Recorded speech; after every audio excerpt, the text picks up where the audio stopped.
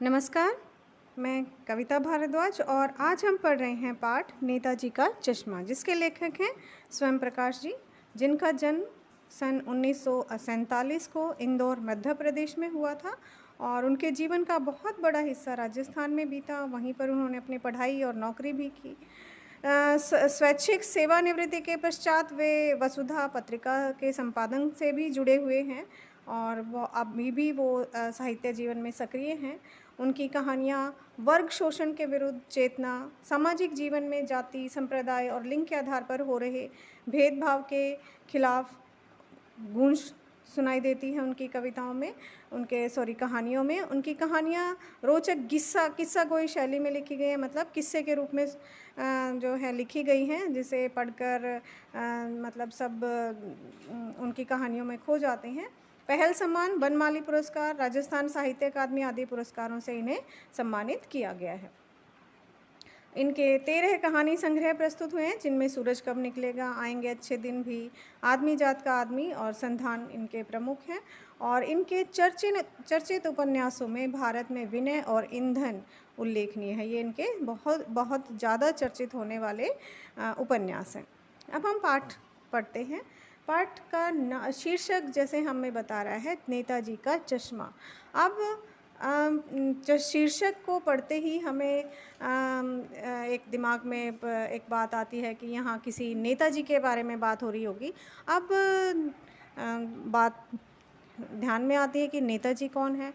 तो नेताजी, इतिहास के पन्नों को अगर हम पलटेंगे तो नेताजी सुभाष चंद्र जी को याद किया जाता है, जिन्हें नेताजी के नाम से जाना जाता था। वो एक स्वतंत्रता सेनानी थे। उनका हमारी स्वतंत्रता में उनका महत्वपूर्ण योगदान रहा है। उन्होंने आज़ाद हिंद फ़ौज का निर्माण किया था, जिसके कारण जो है हमें स्वतंत्रता प्राप्ति में बहुत सहायता मिली थी। उनका एक जो योगदान है वो बहुत ही महत्वपूर्ण है भारत की आज़ादी में।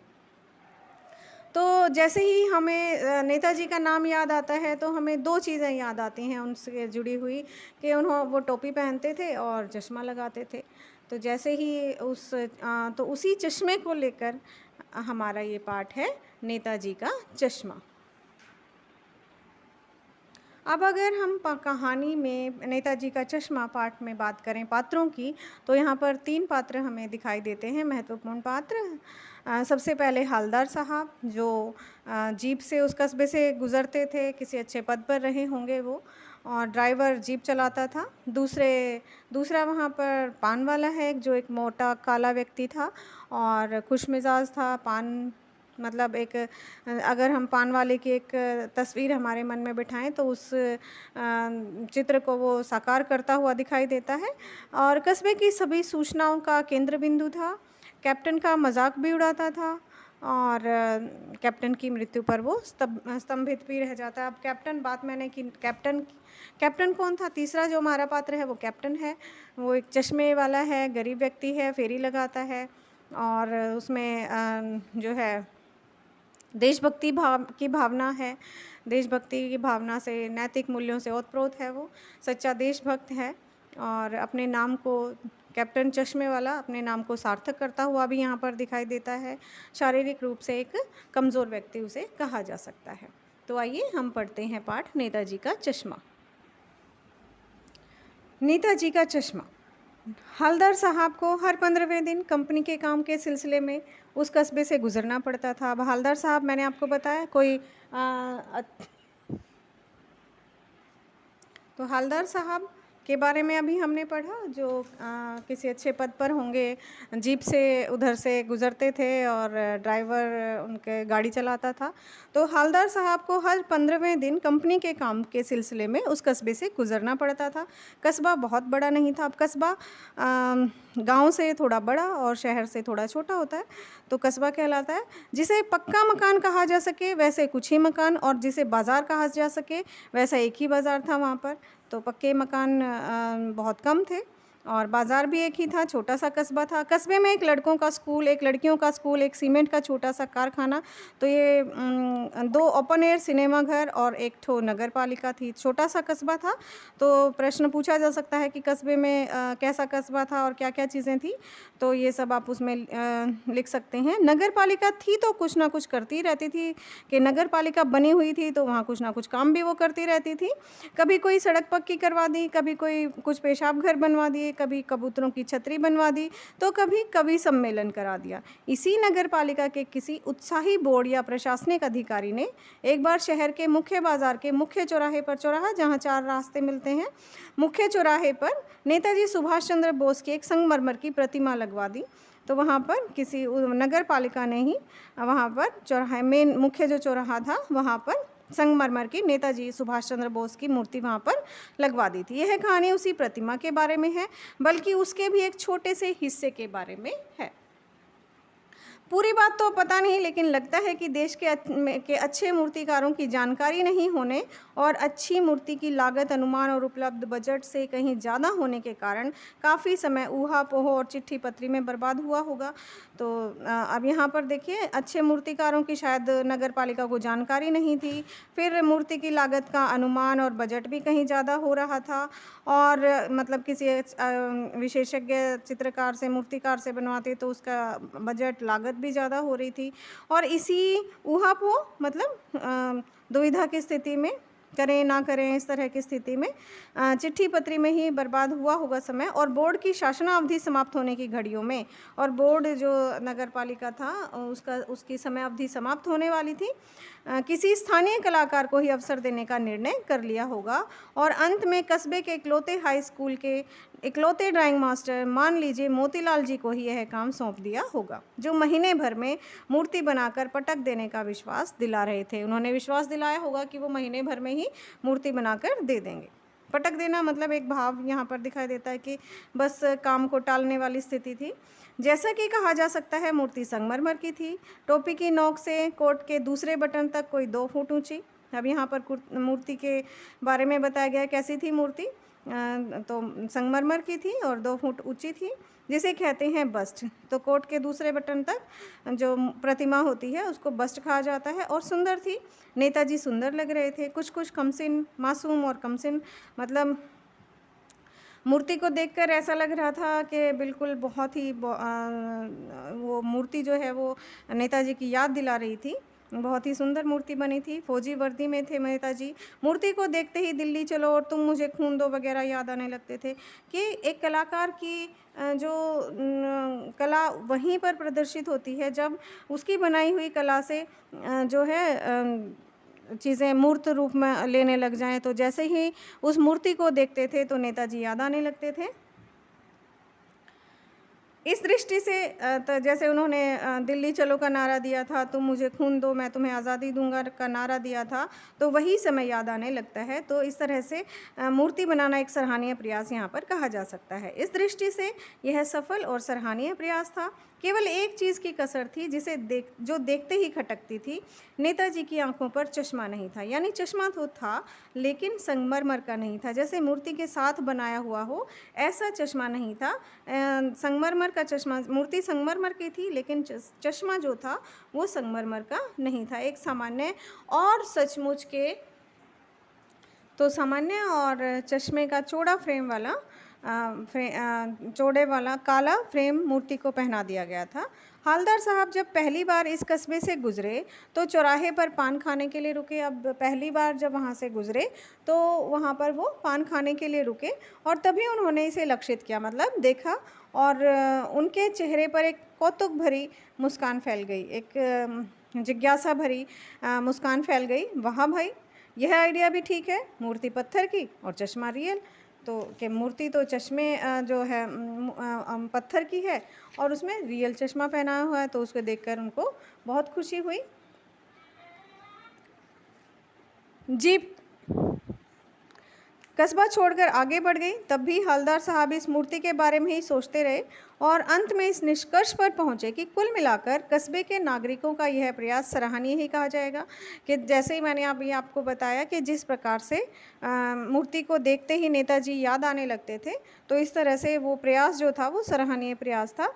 महत्व मूर्ति के रंग रूप या कद का नहीं, उस भावना का है, वरना जो तो देशभक्ति आजकल मजाक की चीज़ बनती जा रही है कि जो मूर्ति बनी है उसकी रंग रूप काठी का कद का महत्व नहीं है, बल्कि देशभक्ति जो आजकल जो देशभक्त हैं उनका लोग मजाक उड़ाने लगते हैं। देशभक्ति की कोई काम कोई कर रहा है तो उसे अजीब नज़रों से देखते हैं, तो वो मजाक की चीज़ बनती जा रही है। तो उसी का यहाँ पर महत्व था कि किस प्रकार मूर्ति तो संगमरमर की थी, लेकिन उस पर रियल चश्मा पहनाकर नेताजी को एक तरह से श्रद्धांजलि दी जा रही थी। दूसरी बार जब हवलदार साहब उधर से गुजरे तो उन्हें मूर्ति में कुछ और अंतर दिखाई दिया। ध्यान से देखा तो पाया कि चश्मा दूसरा है। अब उन्होंने देखा कि दूसरा चश्मा है। दूसरी बार वो वहाँ से गए। पहले मोटे फ्रेम वाला चौकोर चश्मा था, अब तार के फ्रेम वाला गोल चश्मा है। हवलदार साहब का कौतुक बढ़ा, मतलब जिज्ञासा बढ़ी उनकी, और वहाँ भाई क्या आइडिया है, मूर्ति कपड़े नहीं बदल सकती लेकिन चश्मा तो बदल ही सकती है। अब उन्होंने बार बार वो जितनी बार भी वहाँ से गुजरे तो उन्हें जो है हर बार अलग अलग फ्रेम उनको चश्मे पर दिखाई दिया। तो उसको देखकर बहुत ही खुश हुए वो कि वाह भाई कितना अजब संयोग है, अजब बात है कि मूर्ति कपड़े नहीं बदल सकती लेकिन जो है चश्मा तो बदल ही सकती है। तीसरी बार फिर नया चश्मा था। हवलदार साहब की आदत पड़ गई, हर बार कस्बे से गुजरते समय चौराहे पर रुकना, पान खाना और मूर्ति को ध्यान से देखना। एक बार जब कौतूहल दुर्दमनीय हो उठा, अब उनका जो कौतूहल था दुर्दमनीय मतलब असहनीय हो गया, उनको अब रुका नहीं जा रहा था। उनकी उत्सुकता, कौतुक मतलब उत्सुकता, दुर्दमनीय जिसे दबाया ना जा सके, तो दमनीय दमन करना मतलब दबाया नहीं जा सकता। कौतूहल उनका दुर्दमनीय हो गया कि उनकी जो जानने की इच्छा थी, जिज्ञासा थी, उत्सुकता थी, वो अपनी उत्सुकता को वो दबा नहीं पा रहे थे। तो पान वाले से ही पूछ लिया, क्यों भाई क्या बात है, यह तुम्हारे नेताजी का चश्मा हर बार बदल कैसे जाता है? पान वाले ने के खुद के मुंह में पान ठूसा हुआ था। वह एक काला, मोटा और खुशमिजाज आदमी था। यहाँ पर पान वाले के चरित्र के बारे में पूछा जा सकता है, तो इसे भी ध्यान से देखिएगा। हवलदार साहब का प्रश्न सुनकर वह आंखों ही आंखों में हंसा। उसकी तोंद थिरकी तोंद मतलब उसका जो बढ़ा हुआ पेट था वो हिलने लगा। पीछे घूमकर उसने दुकान के नीचे थूका और अपनी लाल काली बत्ती से दिखाकर बोला, कैप्टन चश्मे वाला करता है। अब कैप्टन जैसे ही वो बताता है कि वो कैप्टन चश्मे वाला है जो इस तरह से प्रतिदिन चश्मा बदल देता है। क्या करता है? हवलदार साहब कुछ समझ नहीं पाए। चश्मा चेंज कर देता है। पान वाले ने समझाया कि पान वाला जो कैप्टन चश्मे वाला है वो चश्मा बदल देता है। क्या मतलब, क्यों चेंज कर देता है? हवलदार साहब अब भी नहीं समझ पाए कि अभी भी उनको समझ नहीं आया कि एक कैप्टन है, चश्मे वाला है और वही चेंज करता है। अब क्यों चेंज करता है वो ये नहीं समझ पा रहे थे। कोई गिराक आ गया समझो। अब वो फिर बताता है, पान वाला समझाता है अच्छे तरह से। गिराक मतलब ग्राहक। कोई ग्राहक आ गया मान लो, समझो मतलब मान लो कोई ग्राहक आ गया, उसको चौड़े चौखट चाहिए मतलब चौड़े फ्रेम वाला चश्मा चाहिए, चौड़ा फ्रेम जो है चश्मे का चाहिए। तो कैप्टन किधर से लाएगा? तो कैप्टन जो है वो कहाँ से लाएगा चौड़े फ्रेम का चश्मा? उसको चाहिए तो उसको मूर्ति वाला दे दिया, उधर दूसरा बिठा दिया। तो जो ग्राहक है जिसको चौड़े फ्रेम वाला चश्मा चाहिए, तो मूर्ति पर जो चौड़े फ्रेम वाला चश्मा लगा हुआ है वो ग्राहक को दे देता है और मूर्ति पर दूसरा चश्मा लगा देता है। उधर दूसरा बिठा दिया मतलब मूर्ति पर दूसरा चश्मा लगा देता है। अब हवलदार साहब को बात कुछ समझ में आई। एक चश्मे वाला है जिसका नाम कैप्टन है, उसे नेताजी की बगैर चश्मे वाली मूर्ति बुरी लगती है, बल्कि आहत करती है, दुखी करती है। या अगर उनको दिखाई देता है कि नेताजी की आँखों पर चश्मा नहीं है तो उन्हें वो बुरा लगता है, मानो चश्मे के बगैर नेताजी को असुविधा हो रही हो। उनके प्रति नेताजी के प्रति उनके मन में असीम श्रद्धा भाव है और उनको ऐसा लगता है कि जैसे चश्मा न होने से नेताजी को असुविधा हो रही हो। इसलिए वह अपनी छोटी सी दुकान में उपलब्ध गिने चुने फ्रेमों में से एक नेताजी की मूर्ति पर फिट कर देता है। लेकिन जब कोई ग्राहक आता है और उसे वैसे ही फ्रेम की दरकार होती है मतलब चाहिए होता है जैसा मूर्ति पर लगा है, तो कैप्टन चश्मे वाला मूर्ति पर लगा फ्रेम संभवतः नेताजी से क्षमा मांगते हुए लाकर ग्राहक को दे देता है और बाद में नेताजी को दूसरा चश्मा लौटा देता है। वाह भाई, खूब, क्या आइडिया है। लेकिन भाई एक बात अभी भी समझ में नहीं आई। हवलदार साहब ने पान वाले से पूछा, फिर पूछा नेताजी का ओरिजिनल चश्मा कहाँ गया। कि ओरिजिनल मतलब असली चश्मा, जो पत्थर की मूर्ति है तो चश्मा भी पत्थर का होना चाहिए, वो चश्मा कहाँ गया। पान वाला दूसरा पान मुंह में ठूस चुका था। दोपहर का समय था, दुकान पर भीड़ भाड़ अधिक नहीं थी, ज़्यादा भीड़ नहीं थी। वह फिर आंखों ही आंखों में हंसा, उसकी तोंद थिरकी, कत्थे की डंडी फेंक, पीछे मुड़कर उसने नीचे पीक थूकी और मुस्कुराता हुआ बोला, मतलब वो पान खा रहा था और उसको थूकने के बाद ही वो बोला, मास्टर बनाना भूल गया। मास्टर बनाना भूल गया, क्या बनाना भूल गया? चश्मा। पान वाले के लिए यह बहुत मज़ेदार बात थी। अब वो बड़ा हंसकर बता रहा था, खुश होकर बता रहा था। लेकिन हवलदार साहब के लिए चकित और द्रवित करने वाली, दुखी कर देने वाली बात थी कि नेताजी की मूर्ति बनाई गई है लेकिन उस पर चश्मा नहीं लगाया गया। मूर्ति के नीचे लिखा, मूर्तिकार मास्टर मोतीलाल वाकई कस्बे का अध्यापक था, मतलब अध्यापक था जिसने मूर्ति बनाई। बेचारे ने महीने भर में मूर्ति बनाकर पटक देने का वादा कर दिया होगा, बना भी ली होगी, लेकिन पत्थर में पारदर्शी चश्मा कैसे बनाया जाए, कांच वाला, यह तय नहीं कर पाया कि चश्मा कैसे बनाए, या कोशिश की होगी और असफल रहा होगा। तो इस तरह से अंदाज़ा लगा रही हैं वो कि किस तरह से उसके सामने ये स्थिति आई होगी। और बनाते बनाते कुछ और बारीकी के चक्कर में चश्मा टूट गया होगा, कि या तो बना नहीं पाया होगा या टूट गया होगा बनाते बनाते, या पत्थर का चश्मा अलग से बनाकर फिट किया होगा और वह निकल गया होगा। उफ। तो इस तरह से उन्होंने अनेक अनुमान लगा लिए कि कैसे क्या हो सकता है, क्यों नहीं बन पाया चश्मा। हवलदार साहब को यह सब कुछ बड़ा विचित्र और कौतुक भरा लग रहा था। मतलब उत्सुकता जगाने वाला, एक तरह से कह सकते हैं, एक तरह से आश्चर्यपूर्ण भी कह सकते हैं, आश्चर्यपूर्ण लग रहा था। इन्हीं ख्यालों में खोए खोए पान के पैसे चुकाकर चश्मे वाले की देशभक्ति के समक्ष नतमस्तक होते हुए, उनकी देशभक्ति को, चश्मे वाले की देशभक्ति को प्रणाम करते हुए, नतमस्तक होना प्रणाम करते हुए वह जीप की तरफ चले। फिर रुके, पीछे मुड़े और पान वाले के पास जाकर पूछा, क्या कैप्टन नेताजी, चश्मे वाला नेताजी का साथी है या आज़ाद हिंद फौज का भूतपूर्व सिपाही? अब क्योंकि नाम उन्होंने, उसका पान वाले ने कैप्टन बताया था, तो कैप्टन नाम के आधार पर जो हवलदार साहब हैं उन्होंने अनुमान लगाया और पूछा कि क्या वो नेताजी का कोई साथी है या आज़ाद हिंद फौज का कोई भूतपूर्व सिपाही है। पान वाला नया पान खा रहा था। पान पकड़े अपने मुंह को, अपने हाथ को मुंह में 1.5 इंच दूर करके उसने हवलदार साहब को ध्यान से देखा, फिर अपनी लाल काली बत्ती से दिखाई और मुस्कुराकर बोला, नहीं साहब, वो लंगड़ा क्या जाएगा फौज में, पागल है पागल। वो देखो, वो आ रहा है, आप उसी से बात कर लो, फ़ोटो वोटो छपवा दो उसका कहीं। अब इस तरह से वो मजाक उड़ा रहा है कि वो ऐसे ऐसे काम करता है, तो शायद फ़ोटो का लालच होगा, प्रसिद्ध होने का लालच होगा उसे, तो उसका फ़ोटो फिर छपवा दो। तो इस तरह से एक देशभक्त का यहाँ पर मजाक उड़ाया जा रहा है। हवलदार साहब को पान वाले द्वारा एक देशभक्त का इस तरह मजाक उड़ाया जाना अच्छा नहीं लगा। मुड़कर देखा तो अवाक रह गए, चकित रह गए। एक बेहद बूढ़ा मरियल सा आदमी, सिर पर गांधी टोपी और काला चश्मा लगाए हुए था। एक हाथ में छोटी सी संदूकची और दूसरे हाथ में एक बांस पर टंगे बहुत से चश्मे लिए अभी अभी एक गली से निकला था और अब एक बंद दुकान के सहारे अपना बांस टिका रहा था। मतलब उसके पास अपनी कोई दुकान भी नहीं थी, तो इस बेचारे की दुकान भी नहीं है, फेरी लगाता है। हवलदार साहब चक्कर में पड़ गए, पूछना चाहते थे इसे कैप्टन क्यों कहते हैं, क्या यही इसका वास्तविक नाम है, लेकिन पान वाले ने साफ बता दिया कि अब वह इस बारे में और बात करने को तैयार नहीं है। ड्राइवर भी बेचैन हो रहा था, उसको भी जाने की जल्दी थी, ठीक है, तो काम भी था उसको भी। हवलदार साहब जीप में बैठकर चले गए क्योंकि ड्राइवर को भी काम था।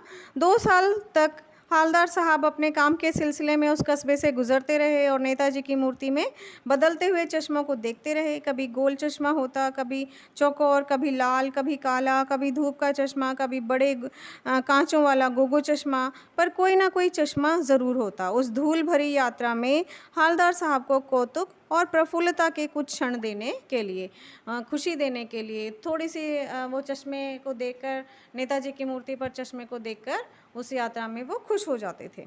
फिर एक बार ऐसा हुआ कि मूर्ति के चेहरे पर कोई भी कैसा भी चश्मा नहीं था। उस दिन पान की दुकान भी बंद थी, चौराहे की अधिकांश दुकानें बंद थी। अगली बार भी मूर्ति की आंखों पर चश्मा नहीं था। वो बार बार वहाँ से गुजरते थे। तो हालदार साहब ने पान खाया और धीरे से पान वाले से पूछा, क्यों भाई, क्या बात है, आज तुम्हारे नेताजी की आंखों पर चश्मा नहीं है? पान वाला उदास हो गया। उसने पीछे मुड़कर मुंह का पान नीचे थूका और सिर झुकाकर अपनी धोती के सिरे से आंखें पोंछता हुआ बोला, साहब, कैप्टन मर गया। और कुछ नहीं पूछ पाए हालदार साहब। कुछ पल चुपचाप खड़े रहे, फिर पान के पैसे चुकाकर जीप में आ बैठे और रवाना हो गए। चले गए वहाँ से, रवाना हो गए मतलब वहाँ से चले गए। बार बार सोचते, क्या होगा उस कौम का जो अपने देश की खातिर घर गृहस्थी जवानी ज़िंदगी सब कुछ होम कर देने वालों पर हंसती है। उस कौम का, इस समाज का क्या होगा? वो समाज कैसा होगा जो अपने देश की खातिर, जो अपना घर गृहस्थी जवानी ज़िंदगी सब कुछ होम कर देते हैं, मतलब स्वाहा कर देते हैं, न्योछावर कर देते हैं, उन पर जो लोग हंसते हैं, तो ऐसे देश का, ऐसे समाज का क्या होगा? और अपने लिए मौके, बिकने के मौके ढूंढती है, जो केवल अपने स्वार्थ के लिए जीती है, और किसी का उनको कोई देशभक्ति या देश के प्रति वो अपना कोई कर्तव्य नहीं निभाते। तो ऐसे लोगों का, ऐसे समाज का क्या होगा? वो देश कैसे तरक्की कर सकता है? दुखी हो गए। 15 दिन बाद फिर उसी कस्बे से गुजरे। कस्बे में घुसने से पहले ही ख्याल आया कि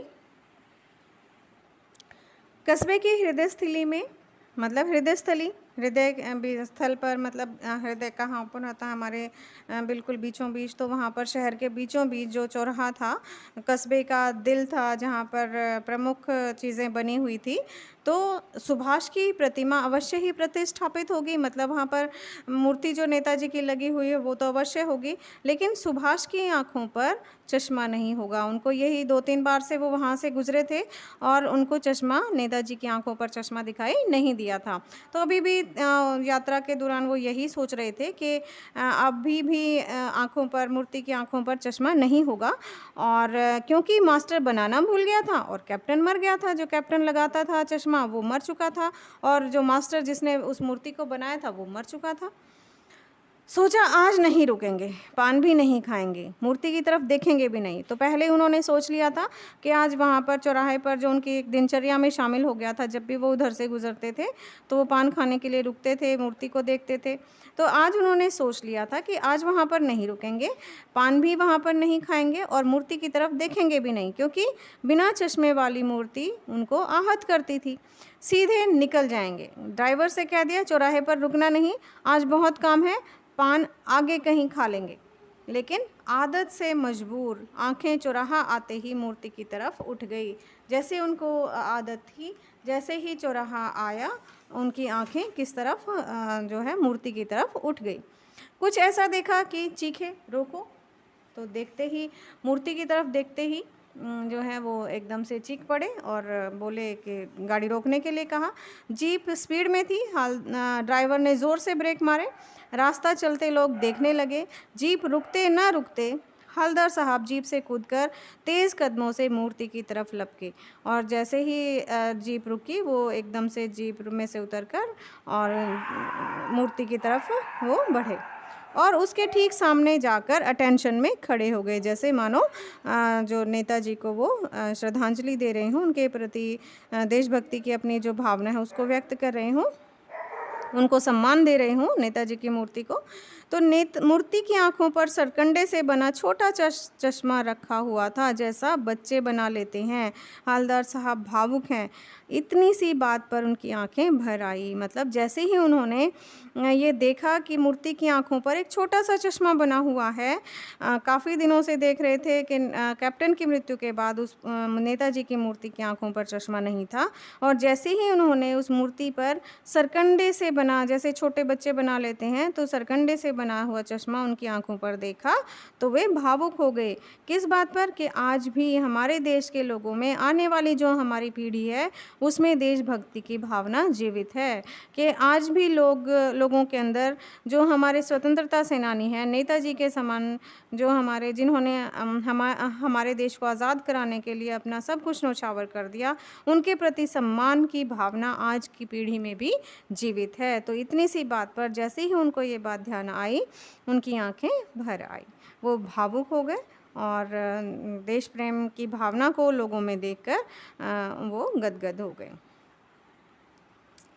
तो आशा है आपको समझ आया होगा पाठ। धन्यवाद।